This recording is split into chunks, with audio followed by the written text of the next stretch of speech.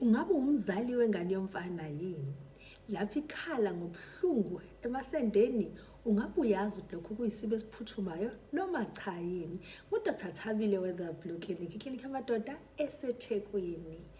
Lapho unengane ungakhathaliseki ubudala bayo, ngabe encane noma isithe ukukhula, bayeke yakhala ngobuhlungu emasendeni okungenzeka lapho idlala, isikhathi esiningi wenzeka lapho idlala ibhola, igijima noma yenza okuthile, kodwa ngisho ungabe ilalele nje kuphela, ikhale ngokuthi kunobuhlungu obuthile obukhona emasendeni.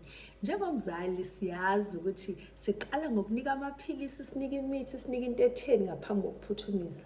Kodwa uyazi ukuthi lokho kungaba i-testicular torsion. I-testicular torsion uno-6 hours ukuthi ikwazi ukulungiseka esibhedlela. Ngokulandelayo ingane yakho imikhala ngobuhlungu bamasende, thatha ingane uyise esibhedlela. Kulungile ukuthi uyise ibuyiswe kungasiyona kunokuthatha i-risk uhlale naye.